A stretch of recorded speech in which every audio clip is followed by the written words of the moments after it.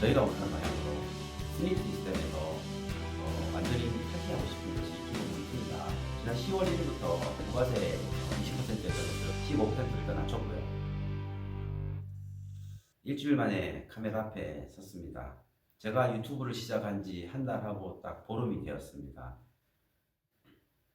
그동안 한 200여 분의 구독자가 생겼고요. 나름 많은 관심을 보여주셔서 감사하다는 말씀 드리고, 지난주에 구독자분 중에서 한 2분 정도가 타시켄트를 방문해서 연락이 왔었습니다.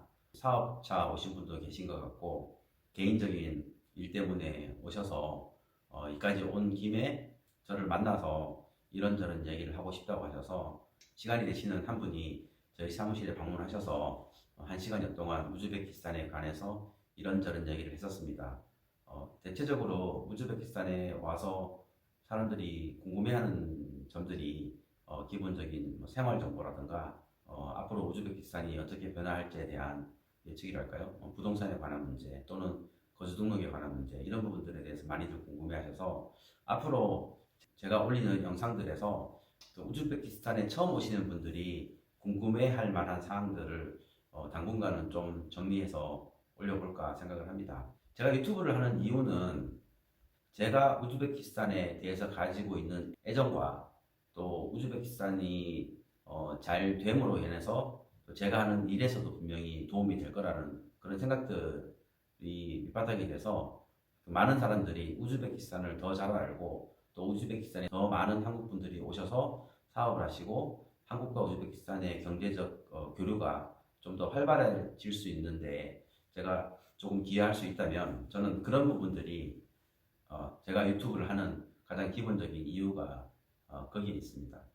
최근에 제가 올린 영상들 중에 보면 타시켄트의 뭐 개발 상황이나 부동산에 관련된 내용들이 좀 많습니다. 왜냐하면 사실 그것이 주요 이슈이기 때문이기도 하고 그 우즈베키스탄의 그 큰 변화의 물결들이 타시켄트뿐만이 아니라 사마르칸트, 페르가나 뭐 다른 기타 도시들에서도 지금 조금씩 보여지고 있고요. 이면에서는 국가 재정에 대한 어떤 그런 의구심이라든가 그런 부분들도 있긴 한데 어쨌거나 정부에서 적극적으로 시장 개방과 그 산업의 활성화를 위해서 여러 가지 정책들을 내놓고 있습니다. 하나의 예를 들어보면 지난 10월 1일부터 기존의 부가세 20%였던 것을 15%로 일단 낮췄고요. 그 러시아가 부가세가 18%인데 카자흐스탄이 아마 12%인가? 카자흐스탄은 굉장히 낮아요. 우즈베키스탄은 여태까지 20%의 부가세 세율을 적용해 오다가 이번에 지금 15%로 4분의 1, 25%를 줄인 거죠. 굉장히 큰 감세 정책을 사용했고요. 반면에 또 공산품의 수입에 부과되는 관세 같은 경우는 오히려 일부 통상적으로 저희가 검토를 해보니까 자재라든가 장비라든가 우즈베키스탄에서 생산되지 않는 제품들 같은 경우는 한 15%, 20% 전후에 통관세가 부과되더라고요. 자동차 같은 경우는 좀 많이 높은 걸로 알고 있습니다. 100% 이상 되는 걸로 알고 있고요. 덤프트럭 같은 경우는 150%, 200%까지 올라가는 것도 있고 며칠 전에도 뉴스에 나온 것 중에 하나가 최근에 대통령령에 의해서 거의 한 10,000불, 1억 순까지는 그 외국에 나갈 때 소지하고 나갈 수 있는 것으로 지금 새로운 대통령령이 공표가 됐습니다. 사실 저희가 진행하는 사업이 상당히 리스크가 있는 사업으로 보시는 분들도 많습니다. 수요가 불확실한 우즈벡 시장에서 오피스 임대 사업을 투자와 건설을 통해서 한다고 하는 것에 대해서 아직까지 우즈벡의 전반적인 경제 규모라든가 오피스 시장의 수요를 봤을 때는 리스크가 높다라고 보는 시각도 있지만 저희는 앞으로 10년, 20년 장기적인 안목을 가지고 하는 사업이기도 하고 그렇다 하더라도 그 리스크를 줄일 수 있는 어떤 방법이 있다라면 최대한 찾아가면서 일을 하는 것이 맞다고 보기 때문에 저희가 그동안 우즈벡 정부와 지난 몇 개월 동안 줄다리기를 했던 그런 사안들이 있었는데 제가 지난주에 부총리를 만나서 저희 요구사항에 대해서 공문으로 설명을 하고 또 그것이 국무회의 때 아마 언급이 됐었나 보더라고요. 그래서 어제 그 장관을 만났었는데 장관이 넌지시 언지를 해주더라고요. 국무회의 때 저희 회사가 올린 안건이 회의 석상에서 언급이 돼서 저희가 원하는 방향으로 우즈베키스탄 대통령이 진행시켜 주라고 했다는 그런 반가운 소식을 제가 들었습니다. 그 이슈라고 하는 것이 뭐 자세히 설명을 못 드리지만 간단한 문제는 아니에요. 그러다 보니 대부분의 제가 그동안 접촉했던 타시켄트 시장이나 아니면 상공회의소 의장, 다른 기타 부처의 장관, 차관들 모두가 저희가 요구하는 요구사항은 받아들여지기 힘들다. 우즈베키스탄 정부가 지금 가고자 하는 정책 방향하고도 반대되는 방향이고 그런 것들 때문에 힘들다라고 말을 했었는데 사실 그런 얘기를 들으면서도 지난 몇 달 동안 포기하지 않고 꾸준하게 그 방향을 그 기조를 지켜온 것이 어제와 같은 좋은 결과를 이끌어낸 것 같습니다. 아마 우즈베키스탄에서 사업을 하러 오신 분들이 대부분 겪고 있는 문제일 거예요. 어떤 사업이든 서로의 기대치가 다르다 보니까 그 사이에 갭이 있고 그 갭을 줄이기 위해서 시간이 필요하고 또 때로는 또 논쟁도 하면서 일이 진행이 되는데 제가 경험해왔던 또는 지켜봐왔던 그런 우즈베키스탄의 좀 모범적인 사업 케이스들을 보면 좀 끌려가지 않는 조금 자기 주장을 명확하게 하고 거기에 대한 그 당위성을 충분히 설명하고 그러면 이렇게 어렵지만 또 얻어질 수 있는 것들도 얼마든지 있다라는 걸 다시 한번 제 경험을 통해서 배우게 된 것 같습니다. 그런 일이 지난주에 있었고요.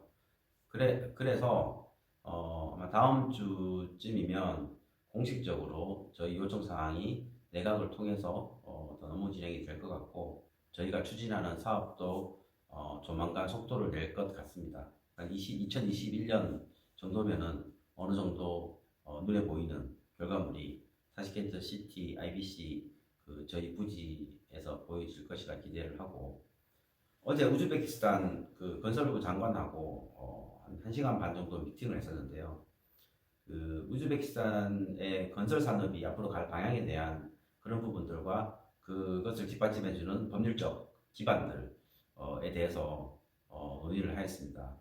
지금 우즈베키스탄 정부에서 전반적인 국가 시스템 자체를 업그레이드 하려고 노력을 하고 있습니다. 그 중에 일부가 건설 관련된 기준들인데 사실은 지난 한 1년 동안 우즈베키스탄의 건설 관련 법령 기준들을 개정하는데 한국 정부가 어떤 지원들을 해오고 있었습니다.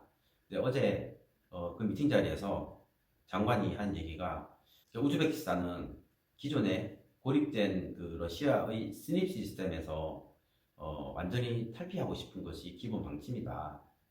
다시 말해서 세계 시장으로 나갈 수 있는 그 기반을 법률적인 기준에서부터 잡아가고 싶다. 그것이 아무리 힘들고 오랜 기간이 걸린다 할지라도 앞으로 100년 이렇게 내다봤을 때는 러시아에서 만들어 놓은 스닙 시스템은 점점 더 그 힘을 잃어가고 소멸될 것이기 때문에 그 시스템 하에서 변화, 변경 이런 것들은 결국은 한계가 있을 것이다 라고 얘기를 하더라고요.